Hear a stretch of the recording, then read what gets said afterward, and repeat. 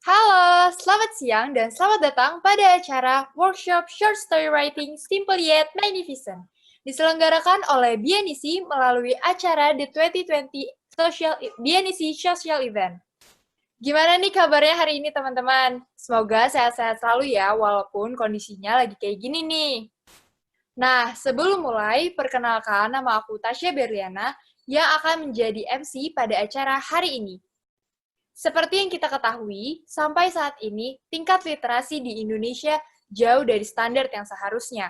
Padahal, tingkat literasi merupakan salah satu solusi untuk mengatasi berbagai permasalahan nasional. Maka dari itu, kami ingin mengajak teman-teman semua untuk mulai menumbuhkan kesadaran literasi melalui workshop short story writing hari ini. Nah, untuk itu kami telah mengundang seorang expert yang tentunya akan membagikan ilmu serta pengalamannya di bidang short story writing. Dengan membagikan ilmu serta pengalaman ini, kami harap dapat membantu meningkatkan tingkat literasi di Indonesia. Oke, sebelum memulai acara, saya ingin menginformasikan beberapa regulasi yang akan berlaku selama workshop ini. Yang pertama, peserta wajib menyalakan kamera dan menggunakan virtual background yang telah kami sediakan. Kedua, peserta wajib mematikan mikrofon selama workshop berlangsung. Ketiga, peserta dipersilakan untuk memberikan pertanyaan melalui chat room di Zoom meeting ini, dan pertanyaan akan langsung dijawab oleh pembicara setelah sesi workshop selesai. Di akhir acara akan ada feedback yang berfungsi sebagai indikator kehadiran untuk mendapatkan poin SAT. Maka dari itu, make sure kalian ikutin acaranya sampai akhir ya teman-teman. Sebelum acaranya dimulai, ada baiknya kita mengenal terlebih dahulu tentang expert di acara ini, yaitu Karadia Ayuva Putri. Karadia Ayuva Putri merupakan pemenang dari Short Story Writing Competition di 2020 Asian English Olympic. Mungkin bisa Karadia memperkenalkan diri lebih lanjut? Silakan, Kak. Ya, terima kasih Kak Tasya. Nah, perkenalkan semuanya, nama saya Radia Ayuva Putri. Aku berasal dari Surabaya dan sekarang aku adalah salah satu mahasiswa sastra di Universitas di Surabaya. Nah, kali ini saya akan menjadi pembicara di acara workshop ini, dan semoga ilmu yang akan saya sampaikan nanti akan berguna untuk masa depan kita semua. Terima kasih. Oke, terima kasih Kak atas perkenalannya. Kembali kita ke Baik atas ya. teman-teman, tanpa perlu menunggu lama lagi, kami persilahkan Karadia Ayuva Putri untuk membawakan materi.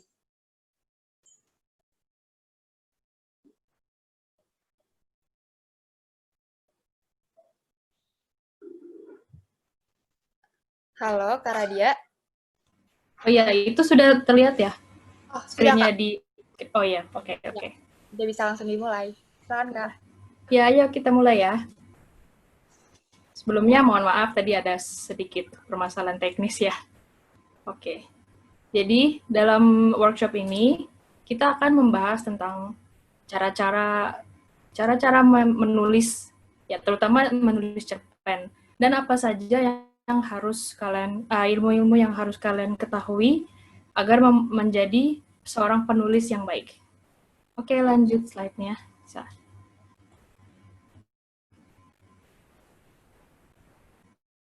Nah, iya, kalian tadi sudah tahu ya nama saya, Radia Ayuva Putri.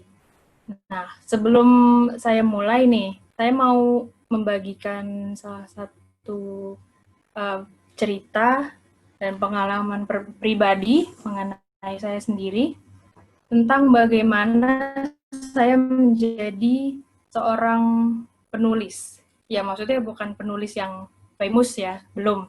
Tapi semoga saja nanti akan bisa. Nah, jadi pada awal itu, saat kecil itu saya sudah senang sekali membaca buku. Nah, waktu itu pas masih TK atau akhir-akhir TK ya kayaknya, masuk SD itu di samping pas banget di samping. Nah, di situ tuh saya sering diajak membaca buku sama ibu saya. Nah, jadi sejak kecil memang saya sudah sering membaca. Nah, terus dari kebiasaan membaca buku itu, saya jadi tahu tentang karya-karya anak ya yang masih dibilang muda ya. Kalau zaman dulu tuh ada seri buku novel dari anak-anak yang biasanya umurnya masih belasan tahun, itu KKPK ya. Mungkin ada beberapa kalian yang sudah akrab dengan nama itu, kecil-kecil punya karya. Nah, di situ saya sering sekali membaca buku-buku novel karya anak-anak muda itu. Lalu pada pas umur saya tuh 12 atau 13 itu kan sering ditanya ya sama guru-guru TK dan SD itu. Nanti cita-cita kalian mau menjadi apa? Nah, waktu kecil itu ambisi saya tuh paling kuat ingin menjadi artis. Nah, itu salah satu motivasi saya untuk menjadi penulis karena waktu itu uh, istilahnya kalau mau jadi artis cuma menulis doang gitu menurut saya, tapi ternyata ya nggak segampang itu. Nah, pas itu saya tuh sering banget menulis, kan zaman dulu belum ada laptop ya, jadi saya dulu menulisnya tuh langsung pakai tangan gitu, pakai tangan dan pensil dan kertas. Nah, karena waktu itu saya sudah menggeluti banyak ilmu-ilmu menulis, akhirnya saya sadar, oh ternyata menulis itu nggak segampang itu, nggak cuma asal-asal nulis. Nah, jadinya sudah sadar kalau ternyata menulis itu terus mengembangkan ilmu saya menjadi penulis dan sampai sekarang ingin selalu menulis. Nah, itu saja ya sharing saya tentang cerita pribadi. Oke, lanjut ke slide berikutnya. Nah, slide pertama ini saya akan menjelaskan kepada kalian tentang penulisan cerpen. Nah, nggak hanya menulis cerpen saja, tapi juga bagaimana cara membuat karakter yang bagus dan apa saja yang harus dihindari saat kalian berusaha menulis suatu cerita. Apapun itu, nggak harus cerpen ataupun. Lanjut.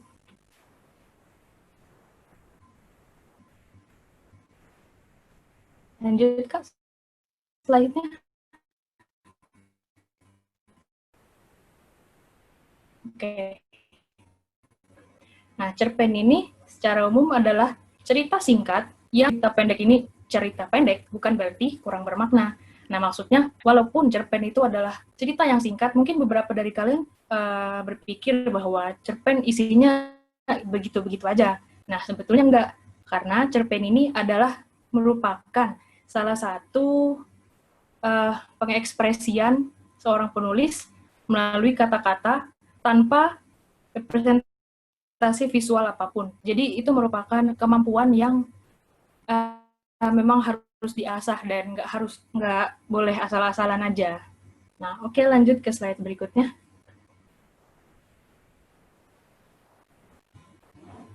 Di sini menulis itu semuanya tentang ya lanjut di enter aja Kak slide-nya. Ya, eksplorasi seorang penulis, eksplorasi ide dan tantangan. Nah, kenapa ekspresi seorang penulis?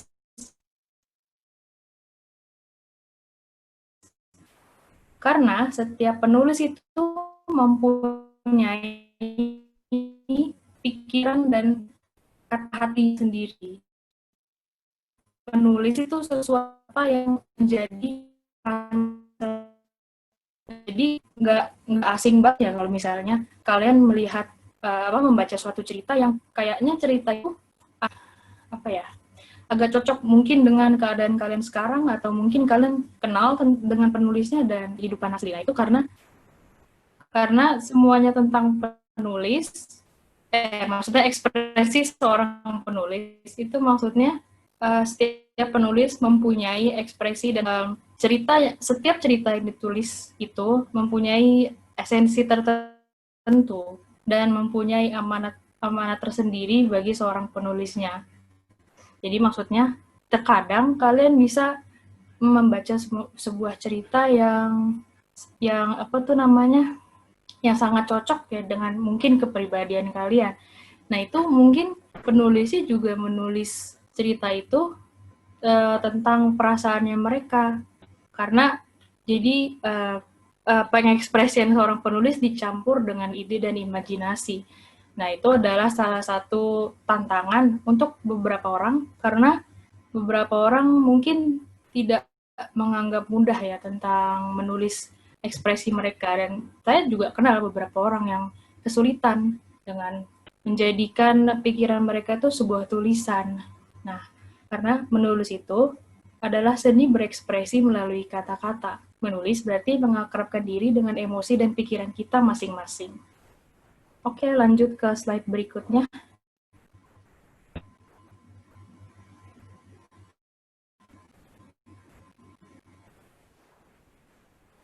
Nah, ini ada beberapa cara menulis ya. Yang pertama adalah riset sebelum menulis. Oke, di-enter aja Kak slide-nya.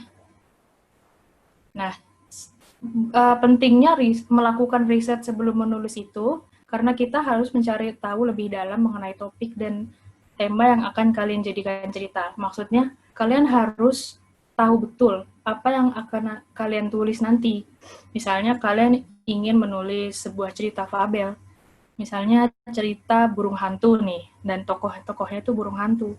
Nah, kalian itu harus tahu betul tentang bagaimana burung hantu itu ya maksudnya. Burung hantu itu anatominya seperti apa dan bagaimana cara mereka berburu dan apa saja sifat-sifat unik yang dimiliki oleh seekor burung hantu itu.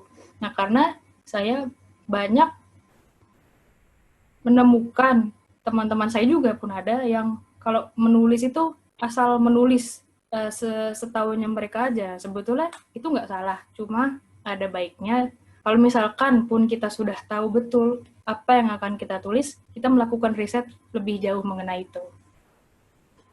Nah, lalu kita belajar dari yang ahli, dari guru, dari teman, maupun seorang penulis kesukaanmu. Mereka semua bisa menjadi sarana belajar.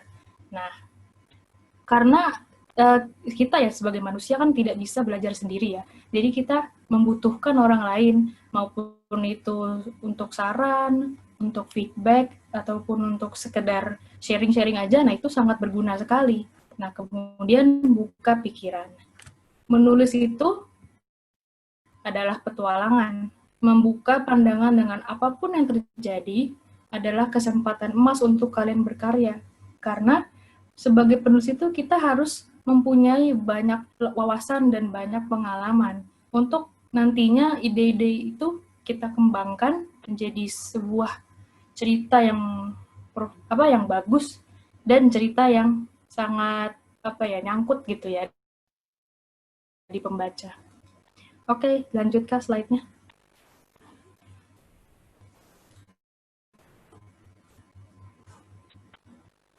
Nah, tapi harus diingat ya teman-teman sekalian, karena menulis itu tidak ada metode yang mutlak. Setiap orang itu menulis dengan caranya masing-masing. Nah, kalian itu harus menemukan cara menulis kalian yang paling nyaman menurut kalian. Dan itu adalah metode yang paling bagus. Oke, lanjut Kak slide-nya.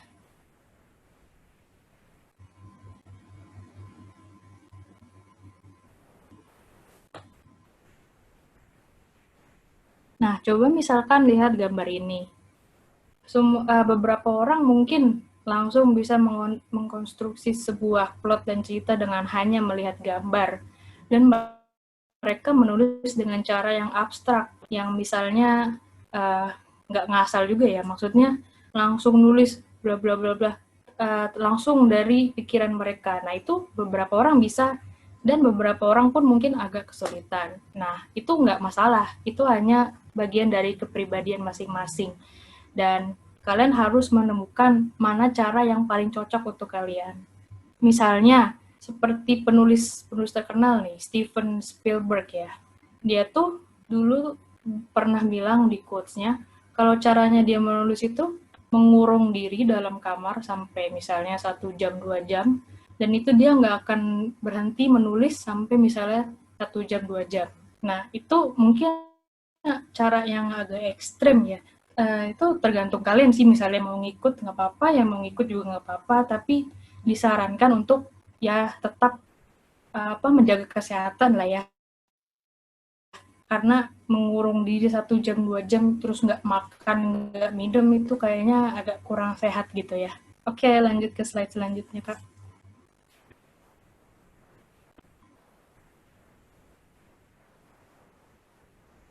Nah, tapi dari berbagai macam cara-cara menulis itu ada satu cara yang menurut saya paling efektif lah ya untuk kalian membuat cerita, yaitu rumus premis. Cara menggunakan rumus premis itu adalah dengan menulis hal-hal utama yang akan kalian jadikan ceritanya. Maksudnya begini, kan untuk sebuah cerita pasti selalu ada tujuan dan selalu ada konflik dan ada endingnya. Nah, jadi itu kalian tulis singkat saja. Misalnya begini, tahap pertama itu kalian menulis tujuan utama dari protagonisnya. Lalu, kemudian tahap kedua, kalian menulis apa yang menghambat tokoh tersebut menggapai tujuannya. Lalu, kalian tulislah endingnya. Jadi, ya lanjut Kak, di enter. Nah, rumusnya seperti ini. Ingin, tetapi akhirnya. Nah, di sini kalian sudah tahu betul bagaimana outline keseluruhan cerita kalian. Dan dengan menggunakan metode yang ini, kalian bisa menciptakan cerita yang terstruktur dan terorganisir. Dan cerita kalian itu nggak ngelantur kemana-mana gitu. Jadi kan karena banyak teman-teman saya itu bilang, kok aku kalau nulis biasa kayaknya nulisnya suka kabur-kabur gitu ya idenya, jadi nggak fix gitu. Nah, ini adalah salah satu cara yang saya gunakan, yang biasanya saya gunakan untuk menulis sebuah cerita. Oke, lanjut Kak, slide-nya.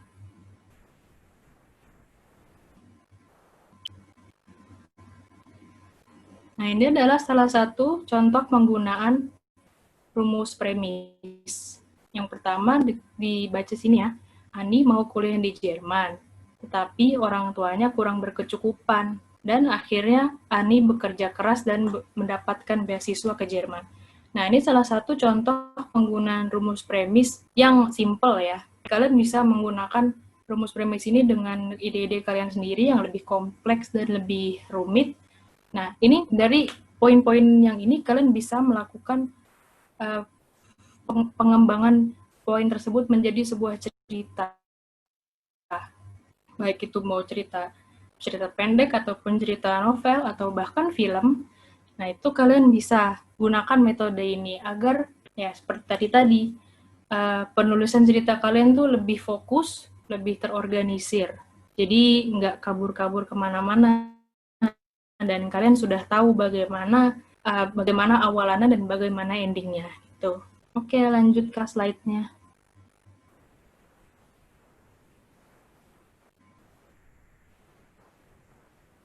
Nah, ini ada beberapa tips menulis cerpen. Sebetulnya ini ya nggak harus dihafalin juga ya, tapi saya cuma memberitahu beberapa tips yang mungkin akan berguna nanti jika kalian ingin menjadi seorang penulis, yaitu buatlah judul yang memikat. Judul yang bagus itu bisa langsung membuat para pembaca itu penasaran. Sebetulnya judul itu ada cara menulisnya tersendiri, tapi judul itu ya menurut kalian apa seperti ini bagus atau tidak itu kan agak subjektif ya. Jadi ya udah itu terserah kalian mau bikin judul yang bagaimana. Kemudian kita gunakan prolog yang menarik. Karena cerpen itu adalah cerita yang pendek, kita tidak butuh deskripsi yang bertele-tele seperti misalnya kalian membaca novel ataupun membaca cerita yang panjang gitulah. Cobalah untuk membuat awalan cerita yang menarik. Bisa kalian mulai langsung ke dialog, pertanyaan, atau bahkan langsung lompat ke konfliknya. Nah, itu salah satu teknik penggunaan prolog yang baik, karena dengan adanya prolog yang menarik itu kita membuat para pembaca penasaran. Misalnya, kalian menulis cerpen itu awalannya seperti pada pagi hari, Lina bangun dari kasur. Nah, itu kan sudah klise ya terdengarnya. Karena banyak sekali cerita-cerita yang awalannya seperti itu, dan mungkin kalian bisa menulis prolog yang lebih lebih menarik daripada itu. Kemudian pembuatan karakter. Nah, ini uh, salah satu topik yang paling krusial, karena karakter itu adalah tokoh yang menjalani ceritanya, dan kalau karakter kalian nggak bagus, jadi ceritanya yang nggak bagus juga. Jadi usahakan membuat karakter itu nggak harus sempurna, plot juga nggak harus berlebihan, tapi yang penting bagaimana cara kalian menggambarkan semuanya, dan bagaimana teknik pembawaan cerita kalian itu seperti apa. Oke, lanjut ke slide selanjutnya, Kak. Slide selanjutnya. Nah, ini adalah salah satu metode yang paling terkenal digunakan oleh para penulis ya. Mungkin beberapa dari kalian sudah tahu ini seperti apa, show don't tell. Itu teknik menulis dengan cara mengilustrasikan atau menggambarkan aksi, emosi, ekspresi, atau watak suatu tokoh tanpa memberitahunya secara langsung. Nah, maksudnya begini, kan kalau di novel itu, enggak novel ya, maksudnya semua cerita ya, cerpen ataupun novel, itu tuh kita mengetahui banyak peristiwa, kejadian, dan karakter, dan mereka tuh nggak semuanya tuh langsung di info dump, langsung dikasih informasi apa-apa, ini begini, ini begitu oleh penulisnya. Pasti kan ada deskripsinya dulu, deskripsinya yang secara detail gitu ya. Oke, maksudnya seperti ini contohnya. Di slide selanjutnya, Kak. Nah, contoh pertama ini, misalnya kalian sedang membaca cerita horor, lalu kalian melihat kalimat seperti ini. Saat melihat sosok itu, Dino ketakutan.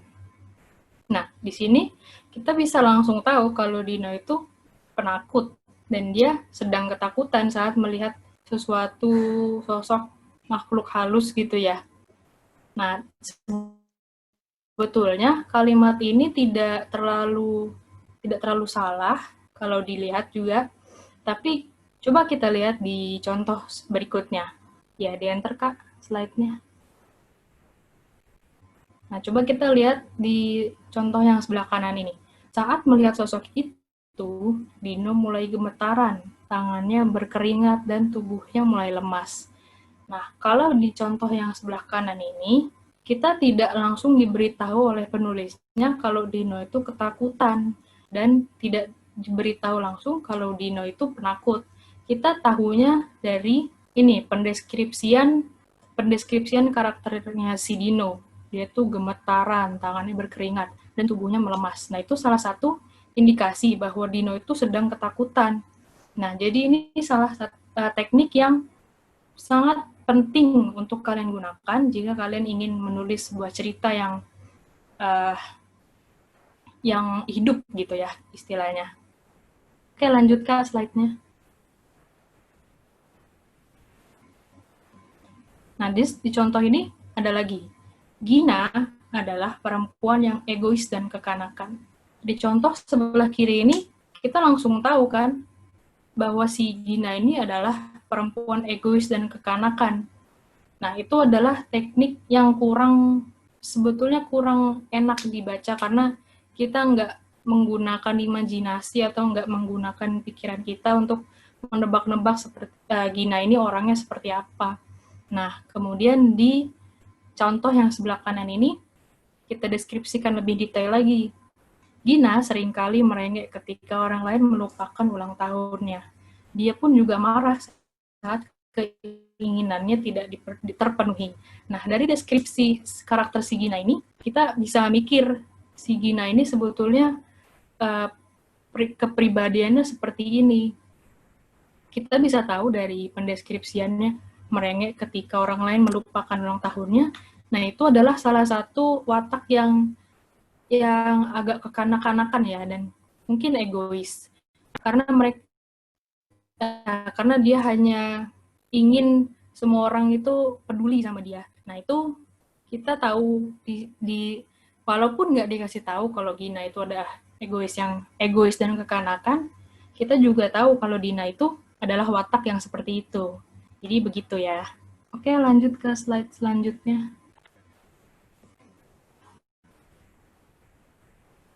Kemudian ada contoh lagi nih. Nah, ini salah satu contoh prolog yang membuat pembaca penasaran dan juga contoh untuk menggunakan menggunakan metode show don't tell itu. Jadi kita baca di sini. Adrian terduduk diam di kursi penumpang mobil. Kakaknya, Rini, menyetir dengan wajah masam. Berkali-kali Rini membunyikan klakson kepada setiap mobil yang menghalangi jalannya. Tak biasanya dia seperti ini. Nah, di dalam contoh ini kita nggak dikasih tahu langsung ya oleh penulisnya bahwa Rini itu sedang marah. Tapi dari pendeskripsiannya ini, menyetir dengan wajah masam dan membunyikan klakson kepada setiap mobil yang menghalangi jalannya, itu sudah memberitahu indikasi bahwa Rini ini sedang murka dan sedang marah. Nah, kalau misalkan ini menjadi awalan sebuah cerita, kita kan pasti bertanya-tanya, kenapa mereka settingnya ada di mobil, terus kenapa Rini itu marah, padahal kan di awal-awal cerita belum ada apa-apa. Nah, ini salah satu contoh prolog yang mungkin bisa kalian jadikan contoh untuk membuat prolog kalian sendiri. Oke, lanjut Kak ke slide selanjutnya. Nah, kali ini saya akan membahas tentang pembuatan karakter dan penokohan yang baik dan benar. Ya, lanjut Kak slide-nya. Pertama-tama itu, bagaimana sih sebetulnya cara membuat karakter yang baik dan benar? Nah, di contoh yang sebelah kiri ini, usahakan kalian menghindari pembuatan tokoh dengan tujuan yang kurang jelas, tidak memorable atau tidak mudah diingat, membosankan dan klise, atau bisa dihilangkan dalam cerita. Nah, bisa dihilangkan dalam cerita itu maksudnya begini. Ketika kalian membuat sebuah cerita dan kalian sudah menulis sebuah tokoh nih yang menurut kalian mungkin sangat menarik gitu ya. Terus coba kalian baca lagi keseluruhan ceritanya. Kalau misalkan tokoh yang aku buat ini bisa dihilangkan dalam ceritanya dan ceritanya masih bisa masuk akal, masih bisa jalan, berarti tokoh itu tidak diperlukan. Nah, coba misalkan tokoh ini bisa dihilangkan, lebih baik kalian hilangkan saja gitu daripada istilahnya menuhin gitu ya. Jadi usahakan pembuat tokoh itu tetap praktis dan tokoh itu nggak harus banyak-banyak, bisa 1, 2, 3 saja itu sudah bisa menjadi sebuah cerita yang bagus jika kalian membuat karakter yang mudah diingat dan unik gitu. Oke, di enter kah slide-nya? Nah, kemudian di contoh yang sebelah kanan ini adalah pembuatan karakter yang baik, yaitu mempunyai karakter yang tumbuh, mudah diingat dan unik, mempunyai kepribadian yang menarik dan signifikan dalam cerita. Maksudnya tumbuh ini bukan dari kecil ke besar gitu ya, dari bayi ke dewasa, bukan. Maksudnya tumbuh dengan arti nggak harus fisik, tapi juga emosional. Maksudnya karakter misalnya awalnya dia tuh melakukan kesalahan di awal-awal cerita, kemudian di akhir-akhir cerita itu mereka belajar dari kesalahan itu dan tidak mengulanginya lagi. Nah, itu salah satu pertumbuhan karakter atau istilah kerennya itu character development. Nah, jadi usahakan kalian tuh membuat karakter itu nggak hanya itu aja. Nah, kalian bisa membuat sebuah masalah yang menimpa karakter itu sehingga memaksa mereka untuk menjadi pribadinya tuh mungkin berubah atau menjadi seseorang yang lebih baik. Nah, itu kan seperti manusia pada umumnya juga ya. Jadi membuat karakter yang tumbuh dari kesalahannya itu adalah salah satu pembuatan karakter yang mungkin bisa relate gitu ya. Kalau bahasa Inggrisnya itu relatable kepada pembacanya, dan itu membuat karakter yang unik ini bisa mudah diingat oleh para pembacanya gitu. Oke, lanjut Kak ke slide berikutnya.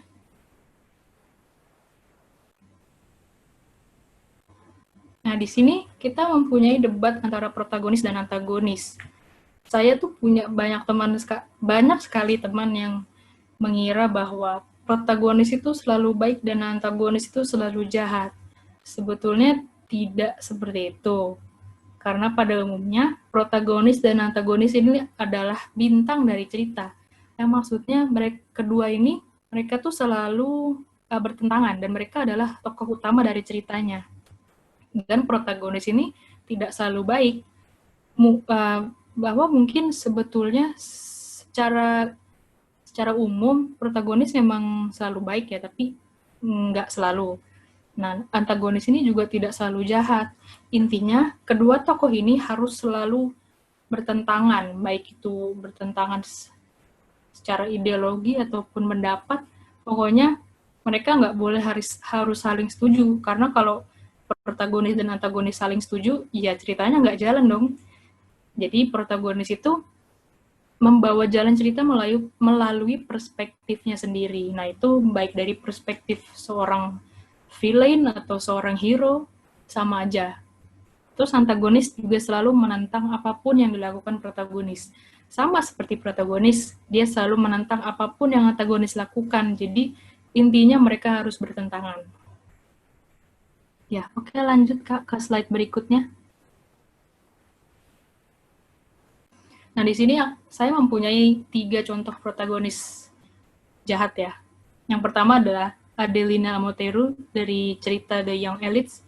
Ini seri fantasi dari penulis Taiwan, Marilu. Nah, Adelina Amoteru ini mempunyai kebiasaan suka menyiksa orang dalam mencari kekuasaan. Nah, ini kan termasuk salah satu contoh perilaku yang kurang baik ya, karena dia suka membunuh, dia suka menyiksa. Nah, ini tapi dia tuh adalah protagonis, dia adalah bintangnya dari cerita ini, dan cerita itu dibawakan melalui perspektifnya dia sendiri. Nah, yang kedua ada Anakin Skywalker. Ini dari seri film Star Wars. Nah, awalnya si Anakin Skywalker ini kan tidak jahat ya, tapi di akhir-akhir cerita dia kemudian jadi jahat. Nah, ini kan salah satu protagonis yang berubah view gitu ya, dia menjadi seorang villain.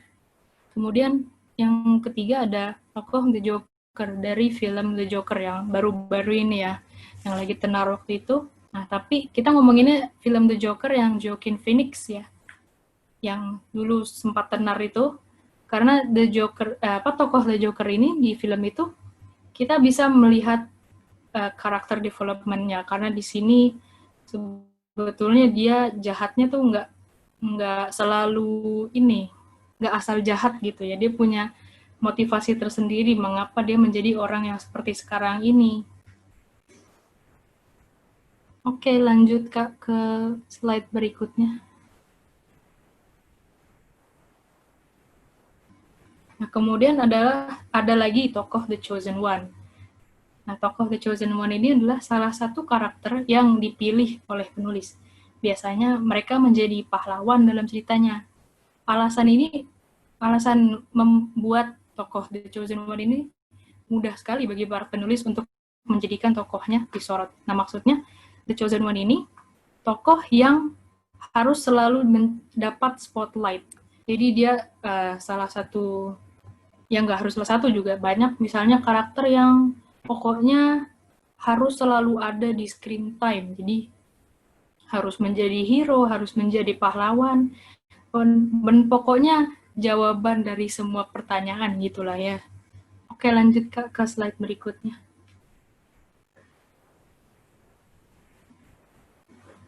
Oke, Nah, di sini saya akan memberitahu kalian cara membuat karakter The Chosen One yang bagus. Yang pertama-tama, buatlah konsep cerita atau universe yang membutuhkan tokoh The Chosen One. Maksudnya, kalau misalkan di konsep cerita atau universe yang kalian buat itu misalnya tidak membutuhkan The Chosen One, jadi untuk apa The Chosen One ada di situ gitu. Lalu buat keberadaan mereka natural dalam cerita. Maksudnya begini, kalau misalnya cerita kalian tuh mengandung banyak mengandung banyak unsur magic gitu atau unsur fantasi, nah buatlah karakter The Chosen One kalian itu juga berkaitan dengan topik yang kalian jadikan cerita itu.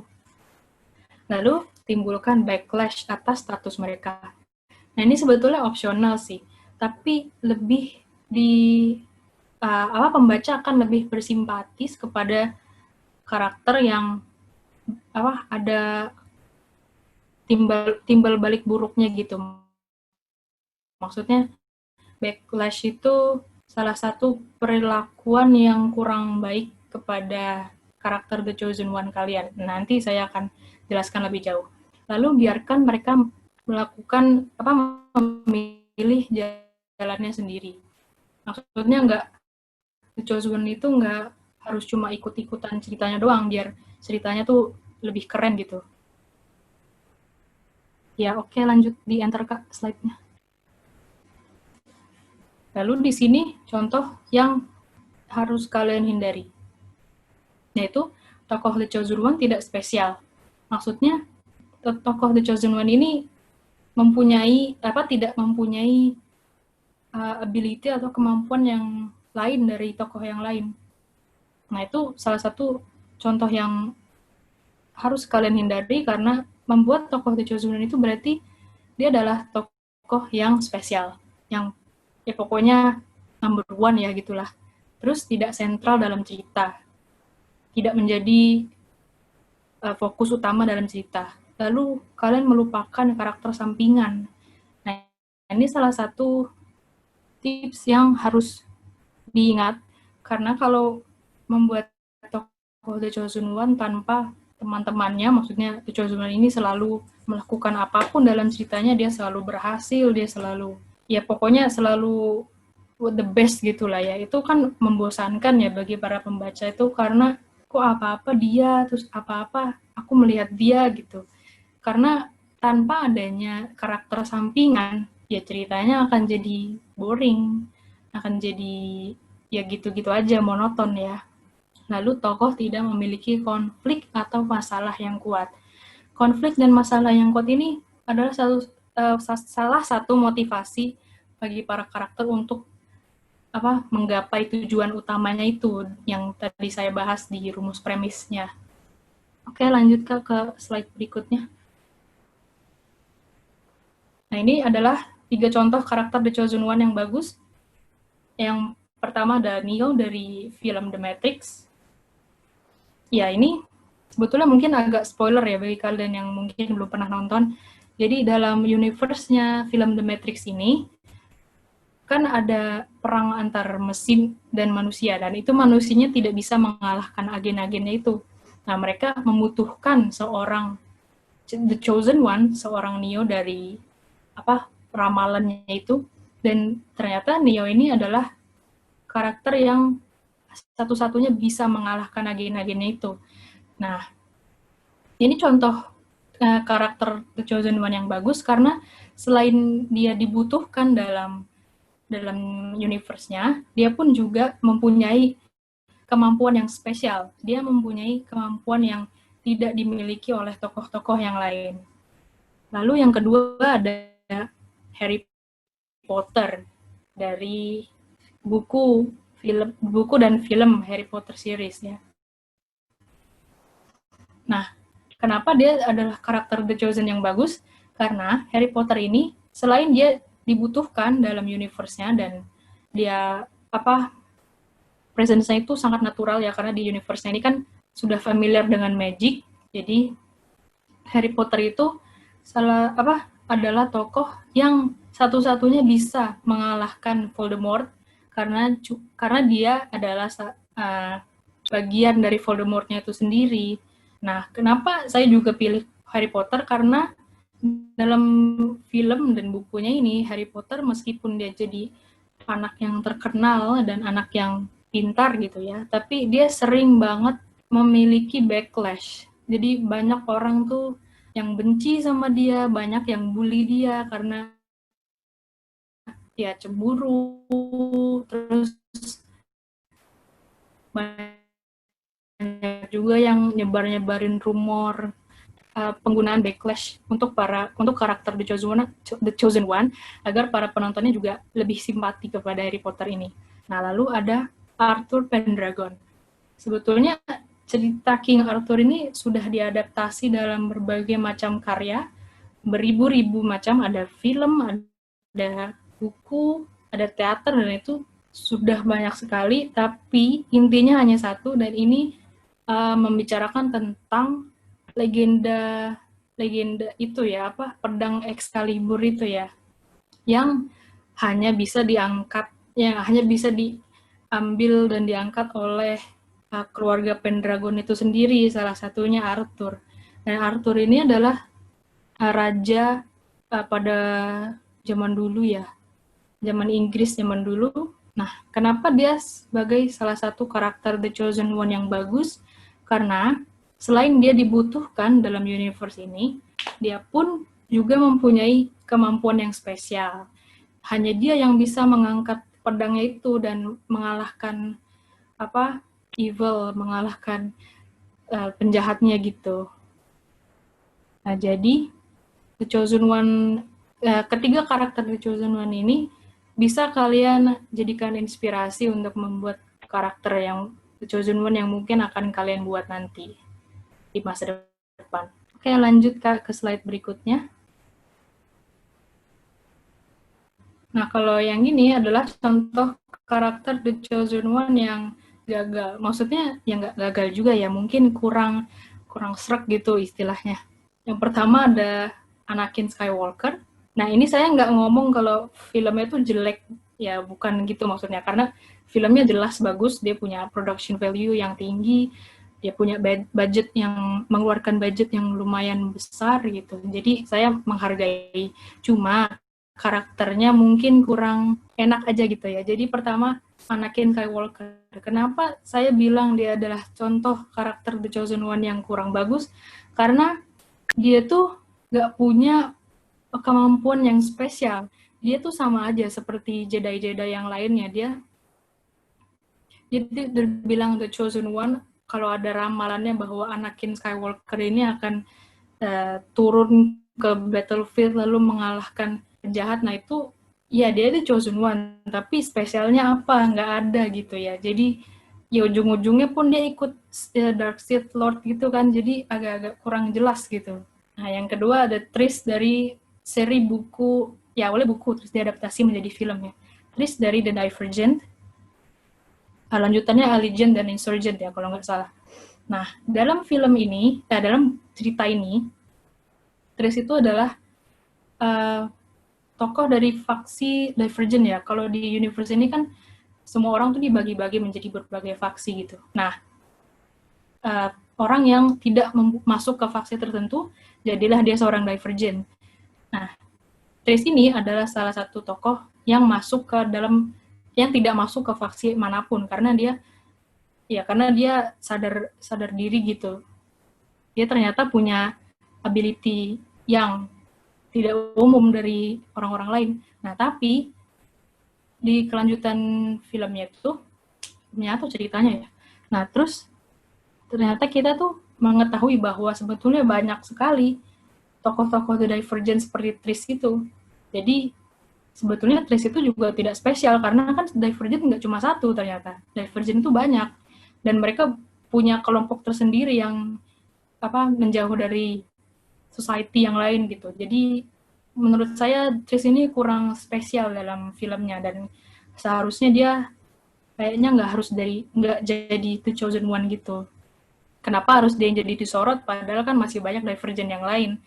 Nah, lalu ada tokoh Jupiter Jones dari film Jupiter Ascending. Ini adalah film science fiction yang menurut saya kurang bagus. Karena, nah tokohnya ini, si wanita ini yang dibintangi oleh Mila Kunis ya kalau nggak salah. Jupiter Jones ini salah satu tokoh yang katanya bisa menyelamatkan planet bumi gitu dengan kemampuannya mengontrol lebah. Iya, karena lebah itu katanya bisa mendeteksi ke royal kan, maksudnya ke kerajaan gitu, ke manusianya. Nah, tapi di dalam cerita ini Jupiter Jones itu dia hanya ngikut-ngikutin apa kata orang yang lain, jadi dia nggak punya pengekuhan diri. Jadi dia tuh cuma ikut-ikutan dalam ceritanya, dan menurut saya itu kurang relevan dalam universe ini sendiri. Karena kalau misalkan Jupiter Jones diganti dengan orang lain, kayaknya sih bisa juga. Jadi kenapa harus dia yang jadi The Chosen One gitu.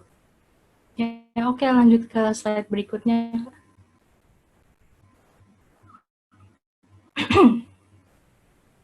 Nah, lalu ada teknik plot twist. Mungkin bagi beberapa dari kalian sudah akrab ya dengan istilah ini. Plot twist adalah salah satu teknik populer yang sering digunakan dalam cerita fiksi. Nah, plot twist ini adalah dengan cara memutar kejadian atau peristiwa yang tidak terduga, dan si penulis ini sengaja memelintirkan plot agar para penonton itu terkejut ya atau terlibat. Jadi biasanya cerita yang mempunyai plot twist ini lebih mudah diingat dan mungkin lebih gampang nyangkut di pikirannya para pembaca ini, karena ada unsur kejutan gitu ya. Jadi ya ini salah satu teknik yang paling populer dan paling disukai ya para pembaca. Oke, lanjut Kak ke slide berikutnya. Nah, kita mempunyai macam-macam plot twist. Ada 10. Ya, diantar aja Kak slide-nya. Nah, ini plot twist ini tidak harus kalian hafalkan karena ini hanya sebagai pembedaan agar gampang dikategorikan gitu ya. Nah, ini pertama ada Red Herring, Chekhov's Gun, Peripeteia, Flashback, Eucatastrophe, Deus Ex Machina, Anagnorisis, Unreliable Narrator, Poetic Justice, dan False Protagonist. Kemudian, lanjut Kak, slide berikutnya. Saya akan menjelaskan mereka satu-satu. Yang pertama ada plot twist Red Herring. Di dalam plot twist ini biasanya sering digunakan dalam cerita misteri atau cerita detektif gitu ya, dimana semua petunjuknya itu mengarah ke karakter yang dianggap bersalah, tapi ternyata petunjuknya itu menyesatkan. Jadi yang awalnya karakter ini mau dipenjara, tapi tiba-tiba petunjuknya itu salah. Dan akhirnya jadi kita bertanya-tanya, jadi siapa yang sebetulnya salah gitu. Nah, nama ini diambil dari nama ikan ya. Saya kurang tahu kenapa namanya diambil dari nama ikan. Itu ikan yang berwarna merah yang biasanya suka diasap lalu dimakan gitu. Nah, mungkin ada dari kalian yang tahu kenapa namanya diambil dari nama ikan, bisa sharing-sharing aja nanti. Oke, lanjut Kak, di-enter. Nah, ini ada metode Chekhov's Gun, yaitu di mana detail paling kecil ini adalah salah satu kunci cerita yang paling besar. Jadi, metode ini dipopulerkan oleh penulis cerita asal Rusia, Anton Chekhov, di mana dia memberitahu kepada para penulis ya, kalau kita misalnya memajang sebuah senjata, lalu senjata itu di bagian-bagian berikutnya harus ditembakkan, karena kalau nggak ditembakkan, kenapa harus ada senjata di situ? Nah, jadi maksudnya nggak harus senjata aja, apapun unsurnya, misalnya sebagai kunci informasi sedikit pun itu, kalau misalnya kalian jadikan insignifikan di awal cerita, misalnya banyak orang tuh mungkin lupa tentang informasi tersebut, lalu di akhir-akhir cerita kalian tembakkan gitu ya informasinya, jadi ditumpuk lagi, dikasih lagi, ternyata sebetulnya informasi ini sangat penting dari ceritanya. Nah, itu salah satu metode Chekhov's gun. Oke, lanjut Kak, slide berikutnya. Nah, yang kemudian ada peripeteia. Ini adalah salah satu metode plot twist yang dipopulerkan oleh filsuf Aristoteles, yaitu di mana cerita atau nasib karakter tiba-tiba berputar 180 derajat. Bisa dari buruk ke baik atau dari baik ke buruk. Misalnya, orang yang miliarder itu tiba-tiba jatuh miskin. Nah, itu kan tiba-tiba sekali ya. Jadi, yaitu salah satu plot twist peripeteia. Lalu, flashback. Ketika penonton melihat masa lalu karakter yang mengejutkan. Ini biasanya saat cerita dimulai dari klimaks, lalu tiba-tiba mereka mundur waktunya. Nah, di pemunduran waktu itu diberikan sebuah informasi dari, nggak harus dari karakternya sendiri, tapi juga dari ceritanya, bahwa mungkin itu salah satu kunci yang membuat klimaksnya ini agak kurang masuk akal kan. Kemudian jadi, wow, kejutan. Ternyata sebetulnya bukan ini gitu. Ya, mungkin kalau kurang jelas nanti bisa ditanya lagi. Oke, lanjut ke slide berikutnya, Kak. Kemudian lanjut ada eucatastrophe. Di sini metode ini dipopulerkan oleh penulis fantasi terkenal ya, J.R. Tolkien, penulis The Lord of the Rings, di mana ketika semuanya terlihat sangat mengenaskan, tiba-tiba menjadi menguntungkan. Nah, di film ini, di ceritanya J.R.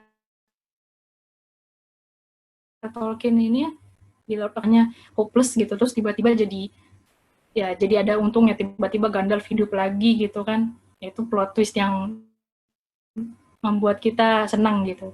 Lalu ada Deus Ex Machina. Deus Ex Machina itu artinya adalah God out of machine. Nah, di mana pemutaran cerita itu disebabkan oleh kedatangan peristiwa atau tokoh baru yang sangat tidak disangka.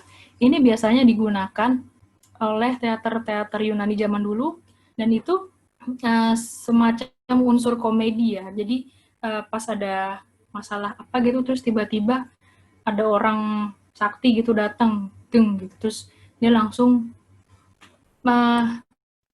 meresolve semua problem. Nah, itu sebetulnya nggak ada maksud tertentu kenapa orang itu datang. Nah, itu cuma biar lucu-lucuan aja gitu. Oke, lanjut ke slide berikutnya.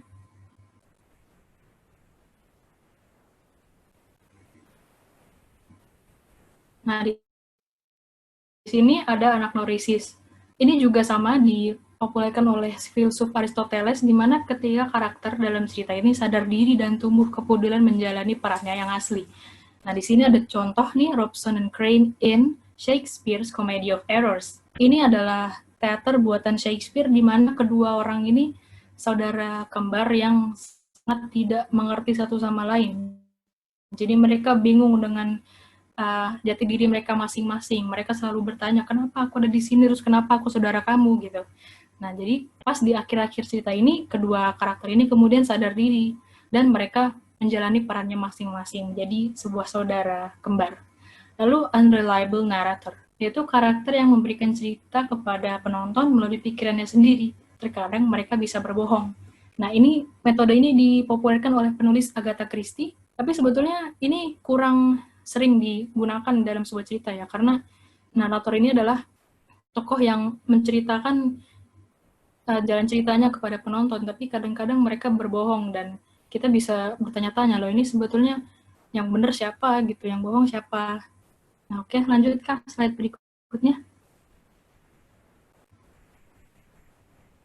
Poetic justice itu ketika si penjahat dalam cerita terkalahkan oleh aksinya atau senjatanya sendiri. Nah, ini termasuk self-explanatory ya, ketika si penjahatnya itu tiba-tiba kalah sama aksinya sendiri, atau kalau istilah terkenalnya tuh senjata makan tuan. Kemudian ada false protagonist, di mana para penonton diberi tokoh utama yang dianggap protagonis, lalu tiba-tiba tokoh tersebut dihilangkan dan diganti oleh tokoh lain. Nah, foto ini diambil dari film The Psycho. Mungkin ada beberapa kalian yang sudah menonton, ini film yang agak jadul ya. Jadi di awal-awal cerita si wanita ini, dia muncul sebagai tokoh yang menurut kita protagonis, tapi di tengah-tengah tuh dia dibunuh. Nah, lalu kita Lah, kok dibunuh dia gitu? Kenapa? Kan padahal filmnya belum selesai. Jadi protagonis itu siapa? Nah, itu salah satu contoh false protagonis. Oke, lanjut ke slide berikutnya, Kak.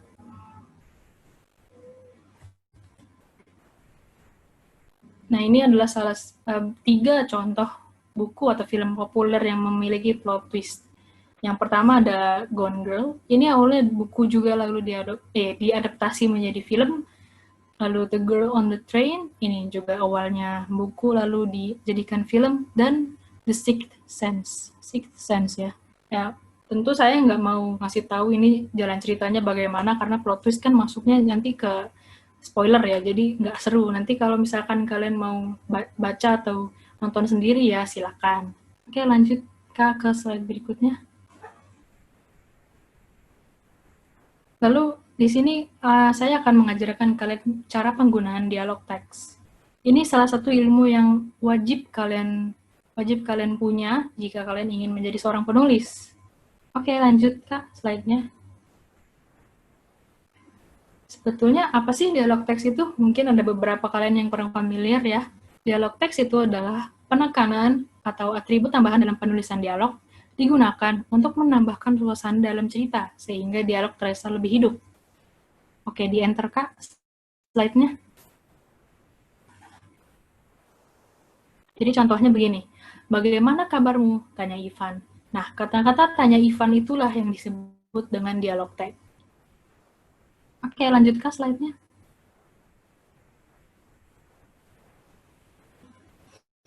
Sebetulnya bagaimana sih cara penulisan dialog teks itu? Dialog teks itu, ingat, digunakan di 3 posisi berbeda, sebelum, setelah, atau di tengah-tengah dialog. Tergantung di mana penempatan dialog teks, kapitalisasi dan tanda baca juga akan berbeda. Nah, kapitalisasi ini maksudnya penggunaan huruf kapital ya, bukan kapitalisme yang satu lagi. Ya, oke. Lanjut Kak ke slide berikutnya.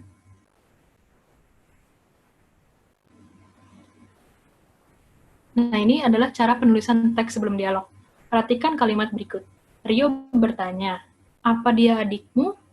Nah, kita fokus ke tanda yang saya berikan kuning-kuning itu ya. Kita analisis lagi lebih jauh kalimat ini. Kita menggunakan koma setelah dialog teks. Jadi, setelah bertanya, itu kita berikan koma. Lalu, jika dialognya adalah awal dari kalimat, gunakan huruf kapital. Nah, di sini kan ada apa di adikmu. Nah, apa itu hanya kapital kan, karena dia adalah awalan dari kalimat. Awalan dari dialog, maaf. Lalu, di akhir di dialog, akhiri dengan tanda baca yang tepat. Misalnya titik, tanda tanya, atau tanda seru. Tempatkan di dalam tanda petik. Karena banyak sekali teman-teman saya itu masih salah dalam penggunaan tanda baca ini. Nah, di sebelah kanan ini adalah contoh penggunaan dialog teks di sebelum dialog yang salah. Yang pertama adalah Rio bertanya, apa di adikmu? Nah, setelah bertanya itu dikasih titik. Nah, itu salah. Karena karena kalimatnya ini belum selesai ya. Kemudian di contoh yang berikutnya, Rio bertanya, apa dia adikmu? Nah, itu salah juga karena tanda tanyanya ditempatkan di luar tanda petik. Ya, harus diperhatikan ya, teman-teman. Kemudian lanjut Kak, slide selanjutnya. Dan ini adalah teks setelah dialog. Perhatikan burung ini, maaf ya. Perhatikan kalimat berikut ya. Burung apa itu? Arin bertanya. Lalu, burung apa itu? Tanya Arin. Nah, di sini kan, satu lagi fokus ke kuning-kuning yang saya tandai itu. Ya, di enter Kak slide-nya.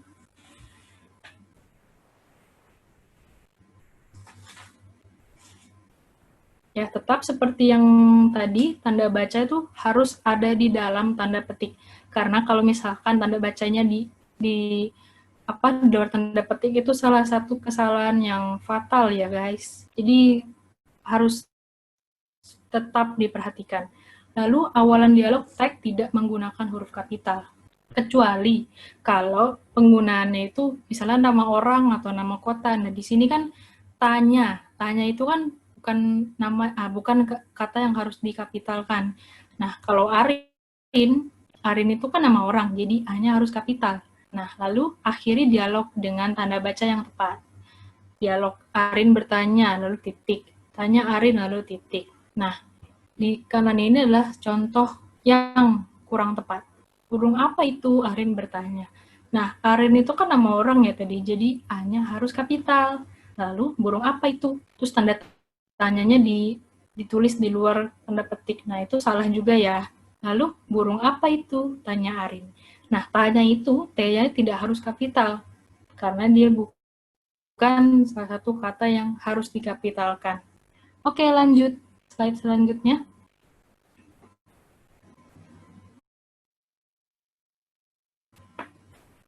Dan ini adalah tag di tengah-tengah dialog. Perhatikan kalimat berikut. Kue ini, jelas Deva, dibuat oleh kakakku.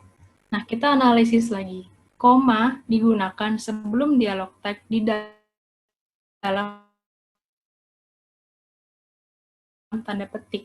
Nah, setelah kue ini ya, itu koma.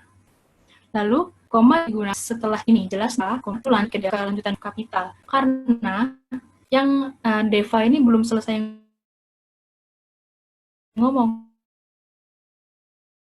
Jadi, dialog lanjutannya harus dimulai dengan bukan kapital. Lalu, kali lagi, tanda baca harus di dalam tanda petik, ya. Oke, di-enter ke slide-nya.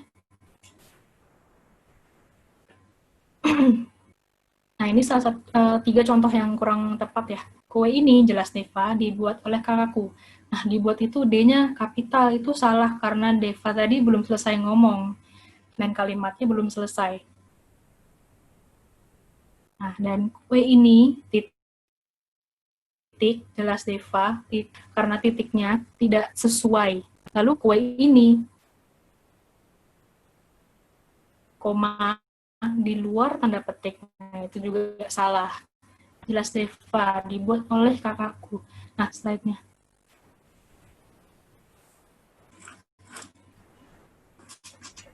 Sebetulnya seberapa sering sih kita harus menggunakan dialog? Ini sebetulnya agak terserah ya, tapi usahakan buatlah dialog kalian tuh mudah dicerna oleh pembaca, jadi nggak membingungkan. Nah, misal kita lihat contoh seperti ini, sebelah kiri nih. Aku mau pergi, Koko bilang. Kemana? Tina bertanya. Ke mall, Koko menjawab. Kau perlu sesuatu? Tidak usah, kata Tina. Nah, ini contohnya agak distracting ya menurut saya. Karena dia terlalu banyak dialog tag, jadi ya nggak bisa fokus ke dialognya malah gitu. Oke, di-enter kan slide-nya. Lalu di contoh sebelah kanan ini, aku mau pergi, Koko bilang. Kemana? Tina bertanya. Ke mall. Kau perlu sesuatu? Tidak usah. Nah, ini salah satu contoh yang lebih praktis dan lebih efektif. Karena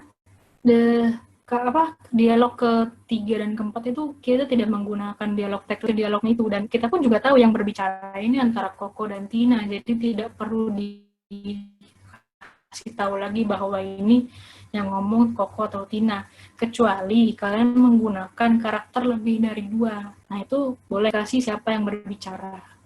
Oke, lanjut ke slide berikutnya.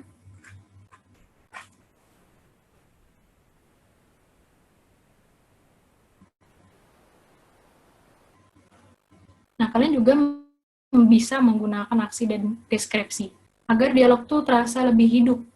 Ya, di-enter ke slide-nya. Ini ada 2 contoh ya, A dan B. Jenny melihat ke bawah tersipu malu. Aku senang melihatmu di sini. Lalu ada contoh yang B, aku senang melihatmu di sini. Jenny melihat ke bawah tersipu malu. Nah, di-enter ke slide-nya. Oke, di sini tuh ingat, bukan contoh dialog teks. Karena ini adalah aktivitas si tokoh sambil berdialog. Kok itu sambal ya? Aduh, typo. Oke, maaf. Sambil berdialog ya, guys. Terus, jika kalimat yang mengikuti dialog bukan dialog tag, akhiri dengan tanda titik. Begitupun sebaliknya. Nah, perhatikan di sini. Jenny melihat ke bawah, tersipu malu, titik.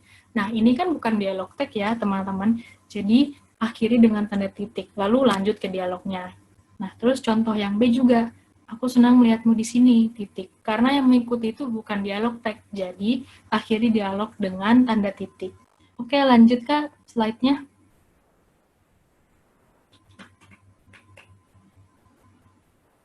Writer's block, itu fakta atau mitos sih? Mungkin beberapa dari kalian sudah pernah mengalami ya, tapi coba kita analisis lebih jauh lagi.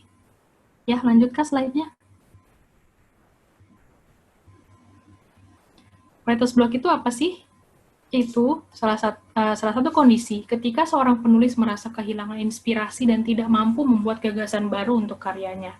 Sebetulnya ini lumayan sering ya dialami oleh saya sendiri juga kadang-kadang. Jadi saat kalian tuh tidak merasa produktif dan rasanya buntu gitu. Ya gimana sih caranya mengatasi problem ini? Oke, lanjut Kak slide-nya. Mengapa ya? Karena kita bisa karena pas tertekan atau stres, kondisi mental yang kurang baik atau kelelahan, kondisi fisik juga bisa mempengaruhi. Nah, ini kondisi psikologis ya lebih biasanya. Karena ya bukan kayak di enter kan slide-nya. Karena kondisi ini bukan karena kurang skill ataupun kurang jago gitu ya. Karena ya semua orang pernah mengalami problem ini. Dimana tuh otak kalian tuh buntu gitu rasanya. Nah, oke Kak, lanjut slide-nya. Nah, dari yang saya tahu itu ada dua macam writer's block. Yang pertama inspirational, yang kedua technical. Ya, di-enter Kak slide-nya, biar kelihatan. Nah, inspirational tuh penulis merasa kehilangan inspirasi. Dan sedangkan technical, penulis mempunyai inspirasi tapi buntu saat proses menulis. Nah, ini kira-kira gimana ya cara mengatasinya? Lalu, next Kak, slide-nya. Mengatasi writer's block inspirational tuh lebih ke masalah pribadi, jadi tergantung kalian mau bagaimana. Ya kalau saya sih biasanya dengerin lagu atau nonton film atau lihat-lihat lukisan atau bertanya tentang cerita hidup seseorang, misalnya bertanya tentang ibu kalian atau kakek kalian, itu kalian cari tahu pengalaman mereka dan bisa jadikan itu sebuah cerita. Kalian kembangkan dengan imajinasi sendiri, lalu baca buku dan jalan-jalan atau tamasya. Lalu lanjut Kak. Writer's block technical ini lebih ke masalah teknis. Jadi usahakan kalian tuh tetap aktif. Kalau misalkan merasa writer's block technical, yaitu terus baca buku, terus menulis, atau bahkan skip menuju bagian cerita yang menurut kalian lebih menarik ditulis. Jadi kalian bisa misalnya hiatus dulu, nggak apa-apa, terus menulis sesuatu yang lebih membuat otak kalian aktif, itu juga boleh. Ya. Lanjut Kak slide-nya. Ya, ini ada tips-tips lain mengenai penulisan cerpen ya. Yang pertama, kalian membuat motivasi dan tujuan, lalu terima dan belajar, terus latihan menulis, lalu jadikan kamus itu bahan bacaan kalian juga ya. Terus baca itu nggak harus baca buku pelajaran, nggak harus baca apapun yang kalian mau, misalnya baca cerita atau baca berita gitu. Lalu jadikan thesaurus itu untuk teman kalian ya, karena penggunaan kamus, buku, dan thesaurus itu sangat membantu kalau kalian itu ingin menjadi penulis yang handal dan banyak gaya bahasa kalian yang sendiri-sendiri. Oke, lanjut slide-nya. Yang kedua kita lanjut ke topik literasi. Ya, lanjut ke slide-nya. Kenapa literasi itu penting? Ya, di-enter kah slide-nya?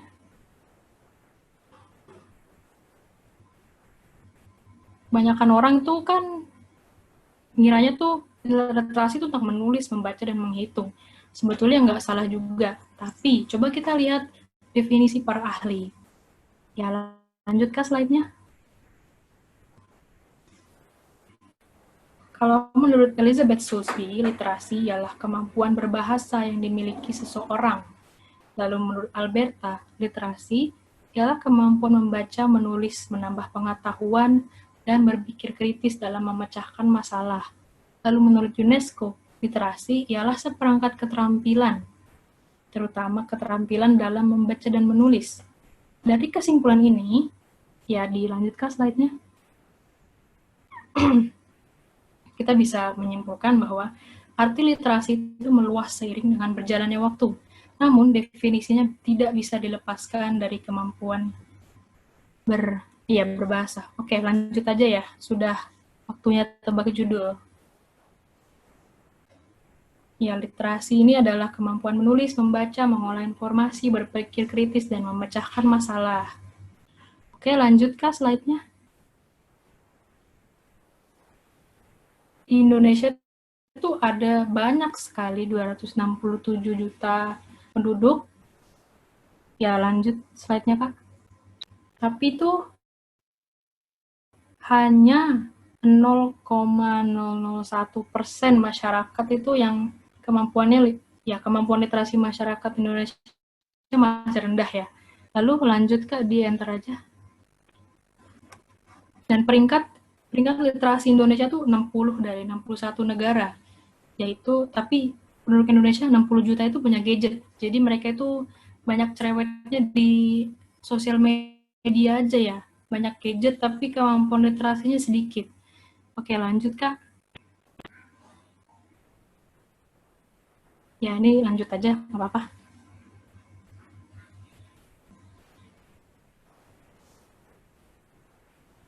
Mengapa sih Indonesia tuh krisis literasi? Nah, padahal menurut Lucia Damayanti, minat baca Indonesia itu sebetulnya tinggi. Nah, kenapa ya kira-kira? Lanjut Kak, slide-nya.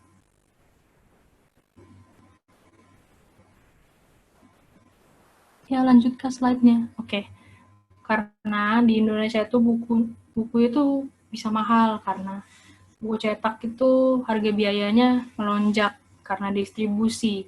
Apalagi kalau buku impor ya. Lalu menghambat beberapa orang itu untuk membeli buku. Gitu. Ya, lalu lanjut ke slide-nya.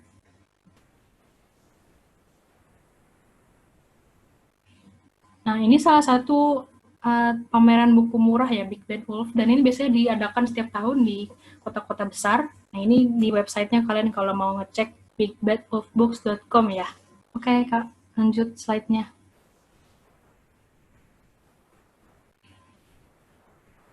Nah, sebab-sebab lain krisis literasi itu belum mengerti, belum sadar, atau belum terbiasa perkembangan teknologi dan malas. Nah, bisa kalian lihat di background-nya ini banyak anak kecil sekarang sudah bisa bisa menggunakan gadget ya. Jadi mereka mungkin menggunakan gadget tuh hanya buat senang-senang aja gitu. Ya. Oke, lanjut ke slide-nya.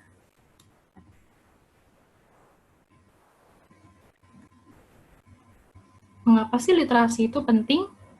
Ya, lanjut ke slide-nya. Karena menurut Najwa ya, kalian kan pasti sudah tahu Najwa Shihab itu siapa. Tanpa membaca dan belajar, kita akan menjadi orang kelas teri, perundung dan pemaki, mudah diprovokasi tanpa keluasan hati dan imajinasi. Ini salah satu quotes yang wajib kalian renungkan ya, kenapa literasi itu penting. Ya, lanjut ke slide-nya. Ya, lalu literasi itu sebagai kemampuan penunjang karir, karena di dunia pekerjaan itu kalian akan lebih kompleks daripada dunia akademik. Ya, lanjut ke slide-nya. Karena semua karir itu sebetulnya membutuhkan kemampuan literasi. Nah, lalu kemampuan menyaring informasi. Kalian tidak mudah terhasut oleh hoaks dan konspirasi, cermat dalam memilih keputusan, dan sadar akan peristiwa-peristiwa global. Menjadikan kalian manusia yang lebih peduli dengan lingkungan dan tidak apatis gitu. Ya, lanjut ke slide-nya.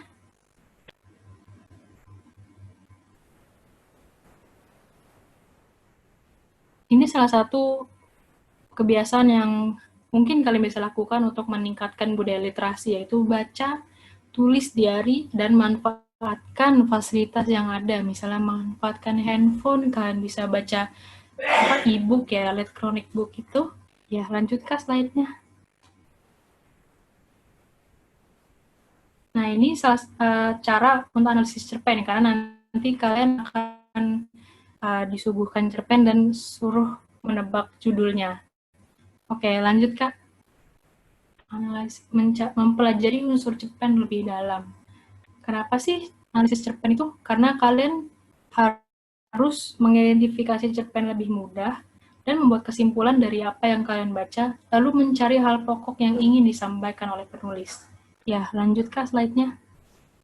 Saya akan mendeskripsikan caranya membedah cerpen atau analisis cerpen, yaitu tentukan tokoh-tokoh utama, ya protagonis antagonisnya, lalu settingnya, lalu penggunaan latar, lalu sudut pandangnya, apakah aku ataukah mereka atau dia gitu.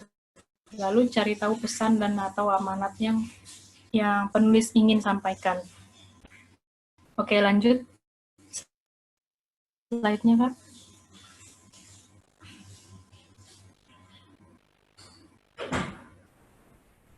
Oh ya, ya ini stop dulu ya slide-nya. Nanti diarahkan oleh MC dulu.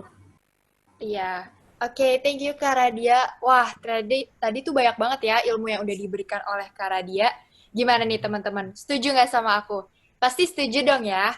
Nah, teman-teman, sekarang kita akan beralih ke sesi yang menantang nih guys, yaitu melengkapi judul cerita pendek. Jadi di sini teman-teman ditantang untuk memberikan judul yang tepat dari cerita pendek yang disajikan spesial dari Kak Radia. Jadi nanti kita akan share screen cerita pendeknya ke teman-teman. Lalu nanti setelah membaca, kalian harus dengan cepat memikirkan judul apa sih sebenarnya yang tepat untuk cerita pendek itu. Nah, jawabannya kalian bisa ketik di chat box ya. Oh ya, kalian juga perlu kasih tahu alasan kalian memilih judul itu. Nanti kalau nama kalian dan judul kalian aku mention, kalian dipersilahkan untuk open mic dan memberikan penjelasan dari judul tersebut. Oke, teman-teman?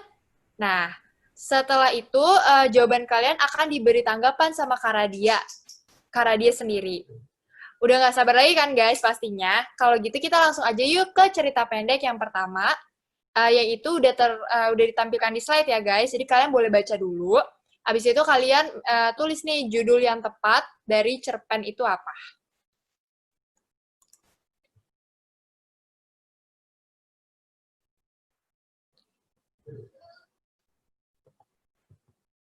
Oke, mungkin dari teman-teman boleh nih udah mulai mention judul-judul yang tepat dari cerpen yang udah dikasih sama Kak Radia tadi. Kan tadi udah banyak nih dikasih masukan. Oke, ini ada yang ngasih judul No Longer Human. Nah, menurut Kak Radia bagaimana, Kak?